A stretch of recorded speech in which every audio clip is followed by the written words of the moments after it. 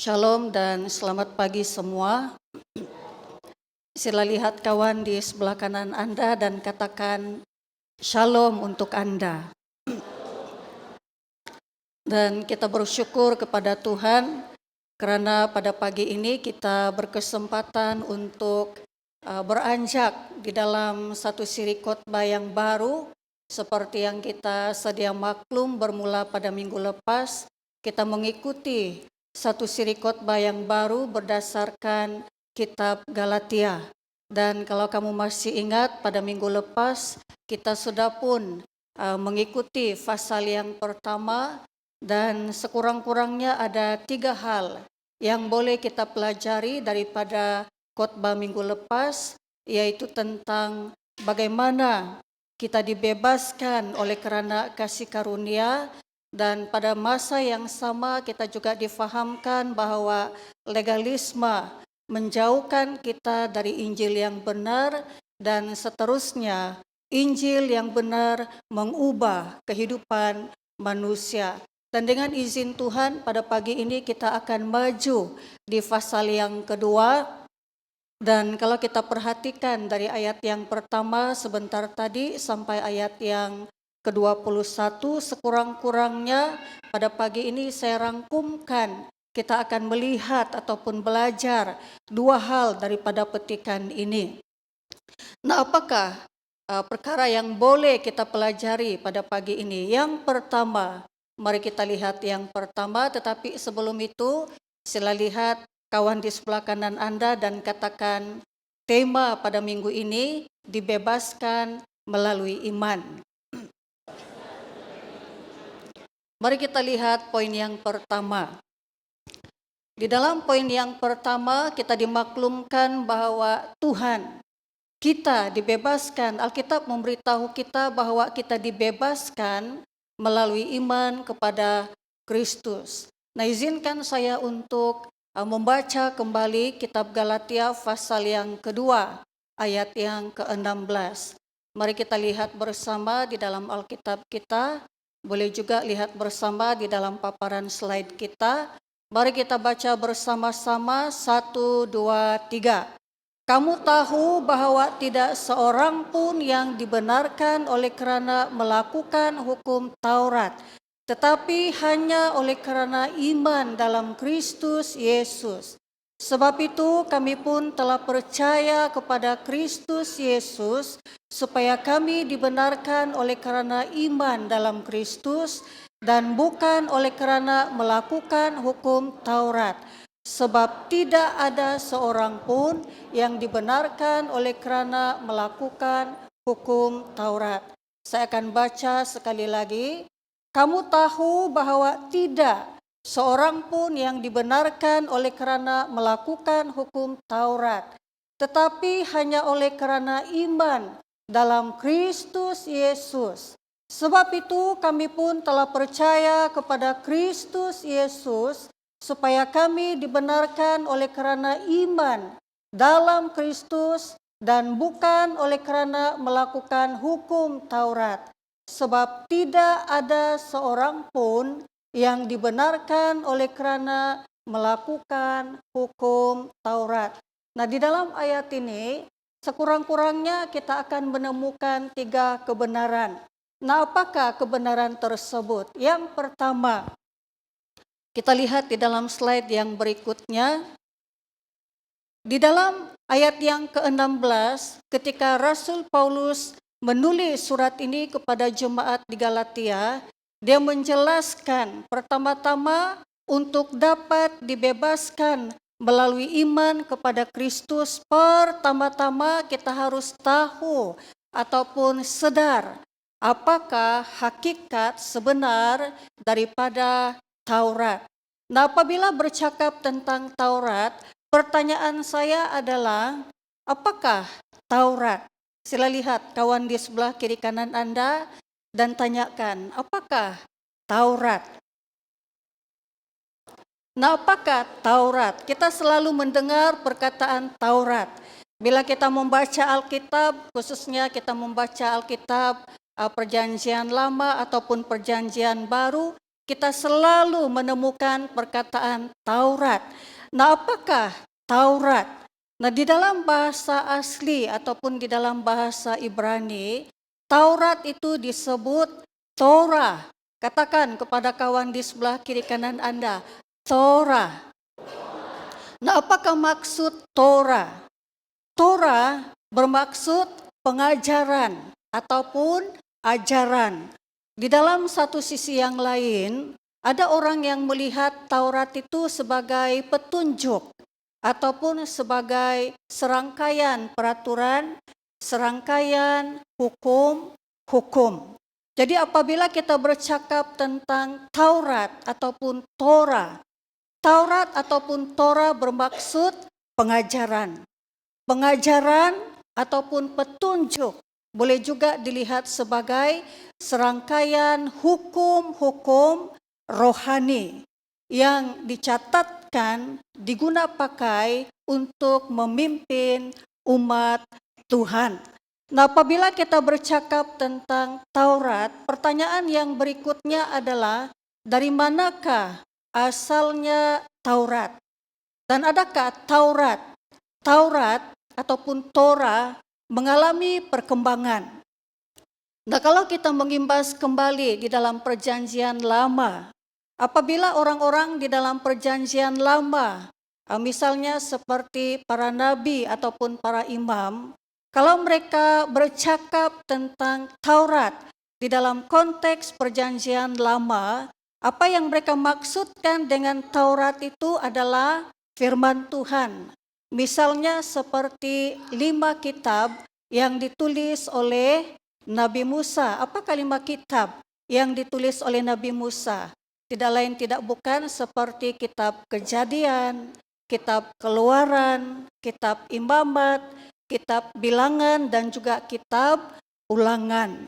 Jadi apabila orang-orang di dalam perjanjian lama bercakap tentang Taurat ataupun Torah, apa yang mereka maksudkan itu adalah firman Allah dan khususnya 5 kitab yang ditulis oleh Nabi Musa. Pertanyaan saya, sebelum kita masuk di dalam firman Tuhan pada hari ini, kita mau mengenal sedikit Taurat.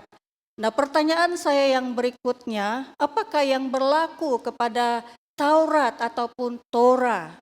Apakah yang berlaku kepada sistem Taurat ataupun hukum-hukum Taurat seiring berjalannya waktu? Nah, kalau kamu masih ingat, di dalam sejarah Alkitab ataupun di dalam sejarah Perjanjian Lama, sejarah orang-orang Yahudi, mereka pernah ditaklukkan dan diangkut ke pembuangan di Babel selama lebih kurang 70 tahun.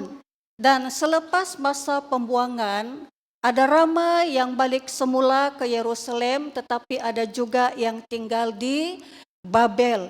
Jadi untuk membangunkan kembali kerohanian umat Tuhan dan juga bangsa Yahudi, pada waktu itu imam dan khususnya Imam Ezra mengajarkan Taurat kepada umat Tuhan pada waktu itu. Boleh paham? Jadi dari situ Taurat mulai berkembang. Taurat itu mulai berkembang dan sampai pada akhirnya apabila kita masuk di dalam perjanjian baru, khususnya pada zaman Tuhan Yesus, kita dapat melihat semacam ada perubahan di dalam sistem Taurat. Sekurang-kurangnya saya akan sebutkan 2 hal. Yang pertama, muncul golongan-golongan yang disebut sebagai ahli-ahli Taurat. Boleh paham? Ahli-ahli Taurat ini mereka dikhususkan untuk mengajar Taurat ataupun Torah. Tetapi perkara yang kedua yang dapat kita perhatikan di dalam perjanjian baru, khususnya pada zaman Yesus, Torah yang pada asalnya, yang pada khususnya datang daripada ajaran kitab Nabi Musa dan juga para nabi sudah mulai mengalami asimilasi ataupun sudah mulai mengalami perubahan pembaharuan dan juga pencampuran. Nah, apakah campuran ataupun tambahan-tambahan? Nah, kalau kita lihat di dalam perjanjian baru, ada masa di mana Tuhan Yesus berkonfrontasi dengan ahli-ahli Taurat. Dan Tuhan Yesus menegur mereka. Tuhan Yesus menegur mereka karena mereka mengajarkan pengajaran yang tidak selaras dengan kebenaran firman Tuhan. Apakah yang mereka ajarkan? Selain daripada Torah, maksudnya pengajaran daripada firman Tuhan, mereka juga mulai memasukkan adat istiadat nenek moyang mereka ataupun adat istiadat tradisi yang mereka warisi sebagai Torah, sebagai Taurat, sebagai pengajaran untuk disampaikan kepada bangsa Yahudi. Boleh faham? Nah, saya akan sebutkan dua, sekurang-kurangnya dua contoh. Misalnya contoh yang pertama adalah hukum membasuh tangan. Kalau mengikut ajaran Taurat orang-orang Yahudi di dalam perjanjian baru pada zaman Yesus, kalau orang makan terlebih dahulu harus membasuh tangan. Kalau tidak membasuh tangan, itu dianggap tidak tahir ataupun tidak suci. Nah, saudara dan saudari, tradisi ini berasal daripada adat istiadat nenek moyang mereka. Bukan saja nenek moyang mereka, kita pun sama. Ada sesiapa di sini, kalau selepas dari kebun, lepas itu makan guna tangan, tidak cuci tangan, terus saja makan, melahap dengan tangan dari kebun, tidak dicuci terlebih dahulu. Jadi kita semua tahu, ini bukanlah hukum ataupun undang-undang peraturan rohani, tetapi ini adalah merupakan kebiasaan ataupun peraturan-peraturan yang sebenarnya bersikap jasmani. Boleh faham? Tetapi malangnya mereka memasukkan ini sebagai ajaran Taurat dengan alasan kalau orang tidak cuci tangan, mereka tidak tahir ataupun mereka tidak suci. Nah, berbalik kepada kitab Galatia. Apakah ajaran Taurat, salah satu daripada ajaran Taurat yang dimasukkan di dalam surat Galatia? Rupa-rupanya kalau kita berkesempatan untuk membaca semua bahagian di dalam surat Galatia ini, kita memahami apa yang dimaksudkan dengan hukum Taurat di dalam ayat 16 ini merujuk kepada satu hukum yang disebut sebagai hukum sunat. Katakan kepada kawan di sebelah kiri kanan Anda, hukum sunat. Nah, pengajarannya begini, saya akan ringkaskan. Kalau mengikut pembacaan kita di dalam jemaat Galatia pada waktu itu, masuk bukan sahaja orang-orang Kristen yang bukan berbangsa Yahudi. Seperti orang Yunani, kalau di dalam konteks kita pada hari ini di gereja Saint Mark, ada orang Filipin, ada orang Toraja, ada orang Iban, ada orang Dusun, ada orang Cina, dan pelbagai bangsa. Boleh faham? Tetapi pada masa yang sama, masuk juga di kalangan jemaat Galatia itu orang-orang Yahudi yang menganggap diri mereka adalah orang Kristen. Boleh faham? Nah, bayangkan situasi itu seperti ini. Tiba-tiba di gereja Saint Mark masuk orang Yahudi. Dia menganggap dan mengatakan, mengklaim bahwa dia adalah seorang Kristen dan dia bercampur aduk dengan kita semua yang ada di sini. Dia bergaul dengan kita orang-orang Saint Mark dari suku Cina, dari suku Filipin, dari suku Toraja, dari suku Iban, dari suku Dusun dan sebagainya. Dan tiba-tiba 29 hari bulan kita ada pembaptisan kan. Lalu muncul satu peraturan baru. Situasinya lebih kurang seperti ini. Dan kita semua tahu syarat untuk seorang itu dibaptiskan, pertama kita kena percaya Yesus sebagai Tuhan dan penyelamat kita. Betul tidak? Firman Tuhan katakan sedemikian. Tapi tiba-tiba Sebelum 29 hari bulan, tiba-tiba muncul satu ajaran seperti ini. Dan orang itu berdiri di depan dan mengatakan, minggu depan pembaptisan. Semua yang dibaptiskan, bayi ataupun dewasa, kalau mau diselamatkan, masuk di dalam kerajaan Allah harus disunatkan. Jadi yang baby, cek dulu. Kalau sudah 8 hari ke atas, sunat.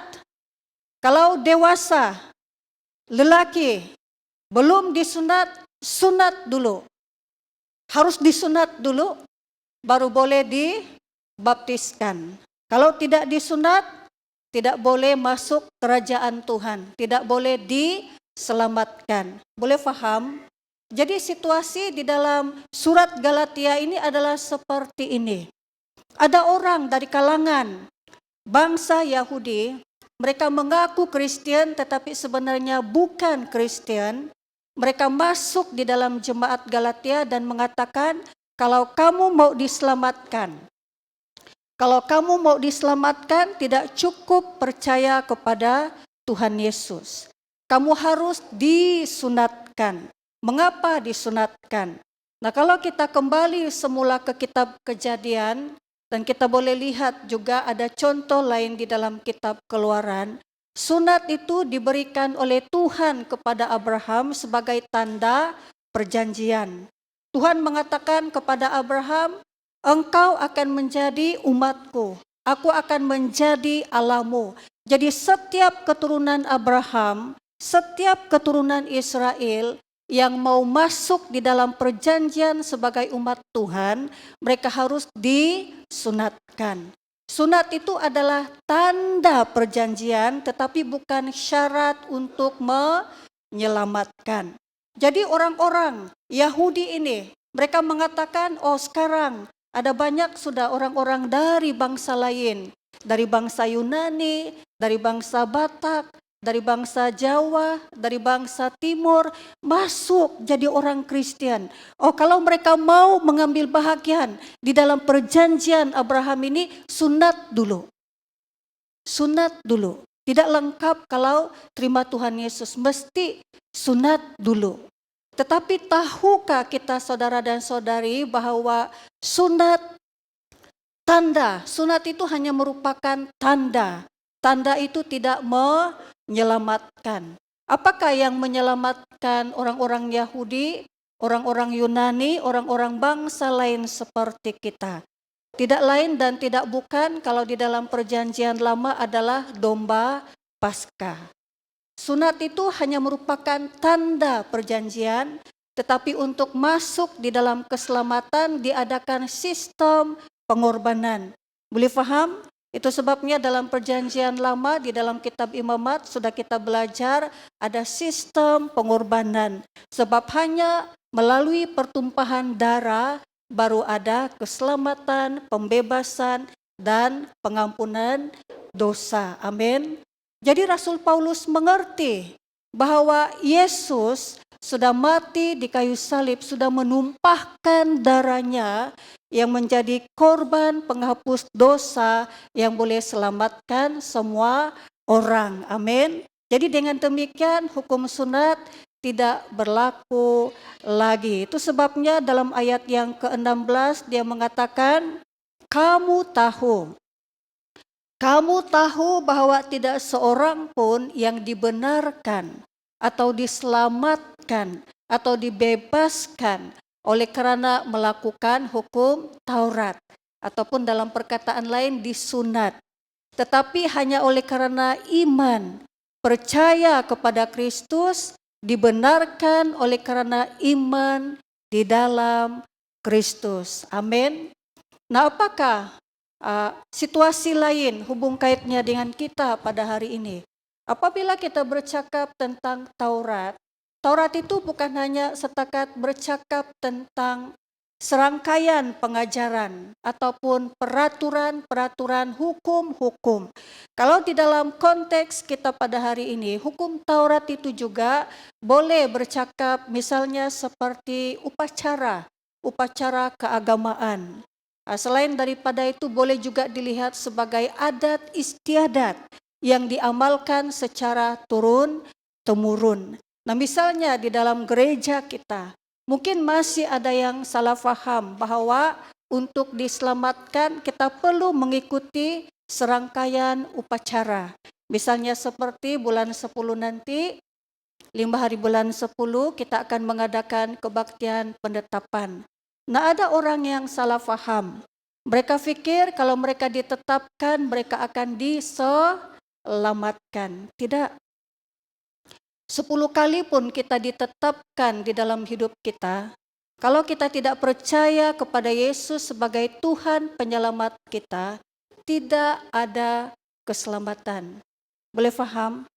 Tetapi sudah tentu, kalau kita percaya kepada Yesus sebagai Tuhan penyelamat kita, kita ditetapkan sebab kita ingin menjadi anggota penuh sebuah gereja, khususnya gereja Saint Mark.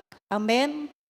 Jadi di sini kita dapat melihat bahwa kalau kita mau dibebaskan melalui iman, pertama-tama kita harus tahu bahwa upacara keagamaan dan juga hukum-hukum tidak dapat menyelamatkan.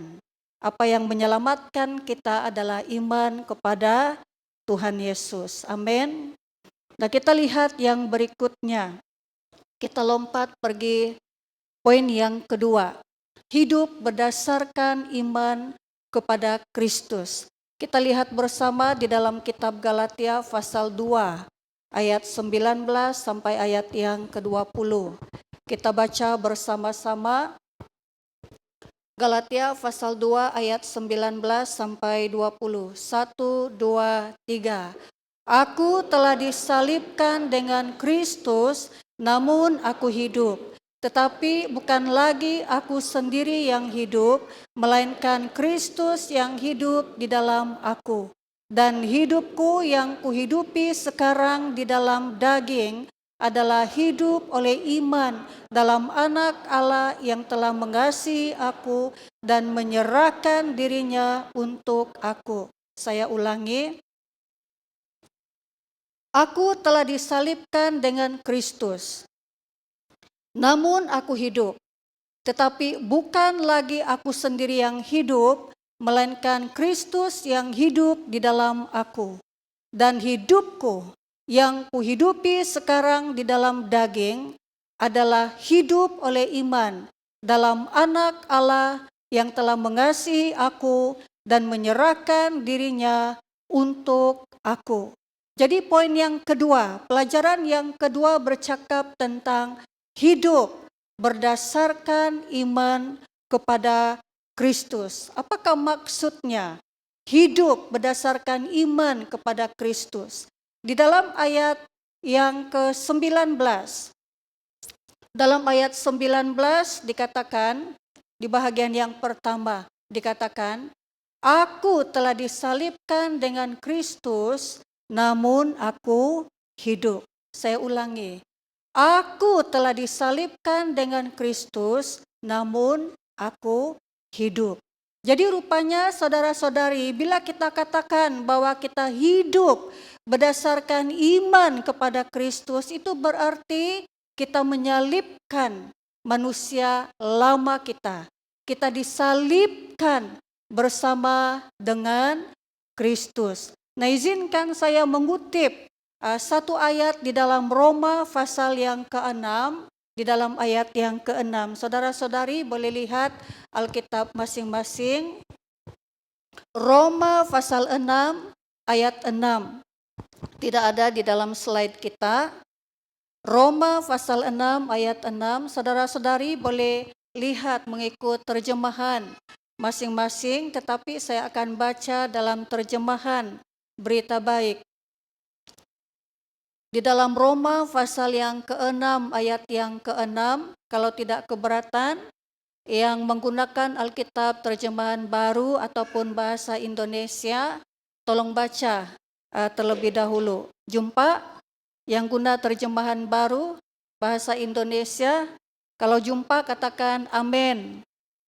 Kita tahu bahwa tabiat kita yang lama sudah disalibkan bersama-sama Kristus, supaya kuasa tabiat kita yang berdosa itu dimusnahkan dan kita tidak akan diperhambakan oleh dosa lagi. Saya ulangi, kita tahu bahwa tabiat kita yang lama sudah disalibkan bersama-sama Kristus, supaya kuasa tabiat kita yang berdosa itu dimusnahkan dan kita tidak akan diperhambakan oleh dosa lagi.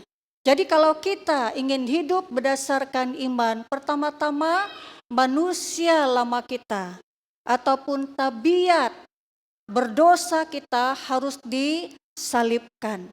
Disalibkan maksudnya dimatikan ataupun dimusnahkan, dihapuskan. Nah, saya ingin bertanya saudara-saudari, mengapa Rasul Paulus menggunakan perkataan disalibkan ataupun dimatikan? Mengapa manusia lama kita ataupun tabiat berdosa kita itu harus dibunuh, disalibkan ataupun dibunuh? Pada masa saya mengumpamakan manusia lama ataupun tabiat berdosa kita ini sama seperti seorang diktator. Boleh paham? Seorang diktator. Pada masa hidupnya, dia berkuasa untuk memerintah. Izinkan saya mengambil contoh. Kalau saya katakan saya diktator itu. Joshua, kasih mati si E. Dia mesti pergi kasih mati sebab saya ada kuasa mendominasi orang untuk mengikut perintah saya. Boleh paham? Jadi tabiat manusia lama kita, tabiat berdosa kita itu adalah diktator. Dia berkuasa untuk mendominasi kehidupan kita. Boleh paham? Kita mau pergi gereja, tetapi tabiat lama kita kata, kau sudah kerja hari Isnin sampai hari Sabtu, hari Minggu rehatlah. Tadi kalau kau tidak rehat, besok kau kerja, mamai-mamai kau pergi kerja. Jadi dia mendominasi kita, akhirnya ya betul juga, bagus saya tidurlah. Jadi akhirnya kita tidak pergi gereja. Boleh paham? Manusia lama, tabiat berdosa kita itu seperti diktator yang mendominasi kehidupan kita. Sehingga kita mau buat baik, tetapi kita tidak buat baik. Sebab dia mendominasi kita dengan begitu kuat sekali. Itu sebabnya Rasul Paulus kata, matikan, kasih salib dia, kasih mati dia. Supaya dia tidak berkuasa lagi atas kehidupan kita.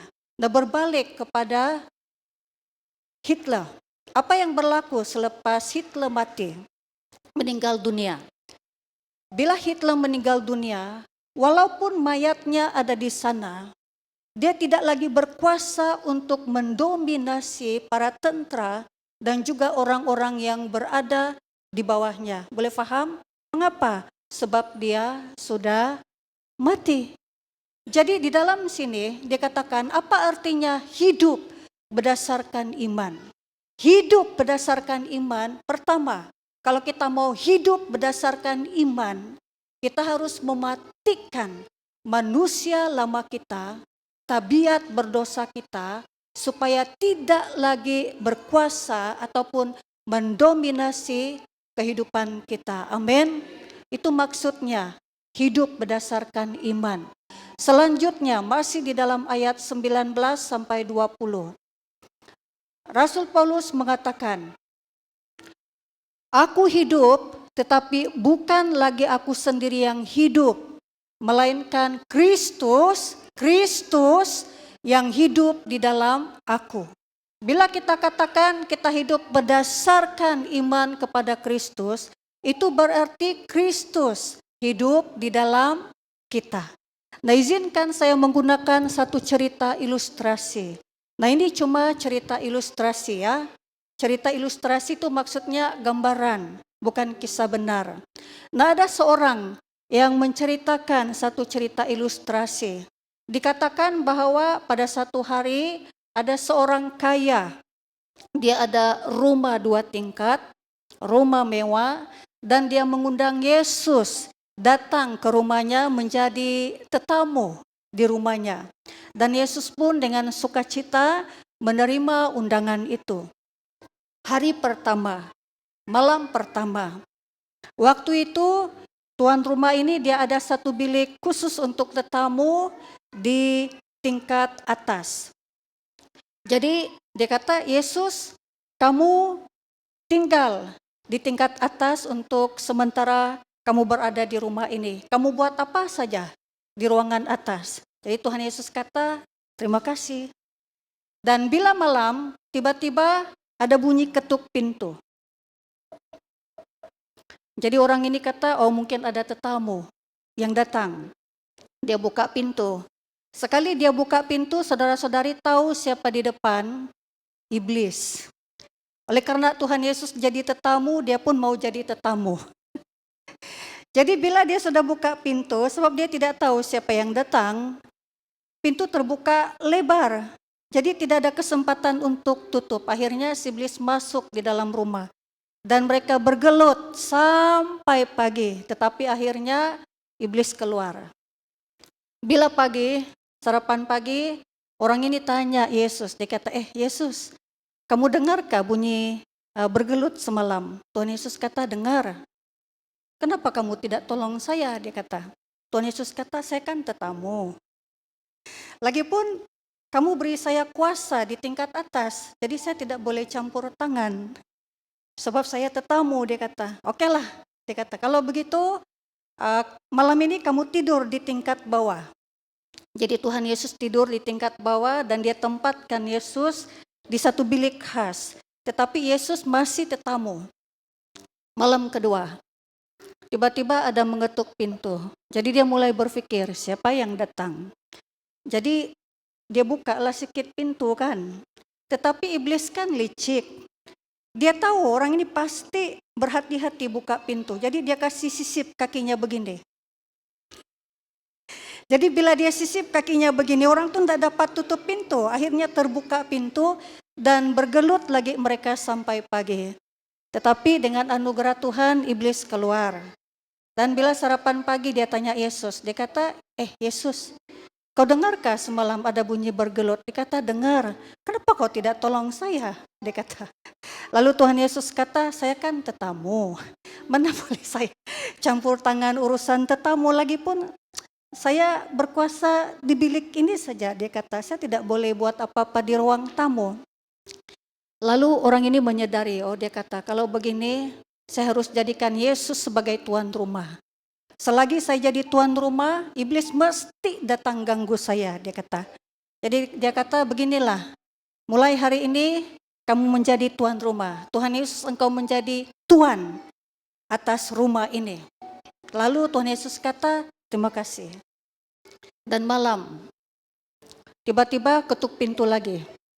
Jadi orang ini mau cepat-cepat buka. Tapi bila dia ingat, Tuhan Yesus tuan rumah, okelah, dia kata, saya santai-santai. Jadi Tuhan Yesus pergi ke pintu. Dan bila Yesus buka pintu, kamu tahu siapa di depan? Iblis. Dan bila iblis nampak bukan orang, tetapi Yesus yang berada di depan pintu, dia kata, minta maaf, saya salah rumah. Jadi apakah pelajarannya di sini? Pelajarannya di sini adalah, bila kita katakan kita hidup berdasarkan iman, dan bila di dalam ayat yang ke-20 kita mengatakan, namun aku hidup, tetapi bukan lagi aku sendiri yang hidup, melainkan Kristus yang hidup di dalam aku. Artinya Yesus menjadi Tuhan, menjadi Tuan, bukan setakat juru selamat, tetapi menjadi Tuhan dan Tuan atas seluruh rumah kita, seluruh kehidupan kita. Amin. Itulah maksudnya hidup berdasarkan iman. Dan hidup berdasarkan iman juga adalah percaya 100%, percaya secara mutlak kepada Yesus di dalam setiap bidang kehidupan kita. Baik dalam perkara kecil maupun dalam perkara yang besar. Amin. Mari kita semua berdiri sebelum kita berdoa. Saya ingin mengajak kita untuk menaikkan penyembahan ini sebagai respons kita dan juga sebagai doa kita. Nah, sementara kelompok pujian bersiap sedia mengambil tempat mereka, izinkan saya untuk merangkumkan pelajaran kita pada hari ini. Di dalam surat Galatia pasal yang kedua, kita belajar dua hal, yaitu yang pertama kita dibebaskan melalui iman kepada Kristus, dan yang kedua kita hidup berdasarkan iman kepada Kristus. Pada pagi ini saya ingin mengajak kita untuk meresponi satu hal.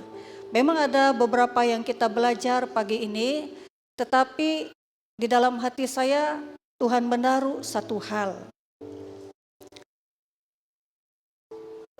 Pertanyaan saya adalah, siapakah Yesus di dalam hidup kita pada hari ini?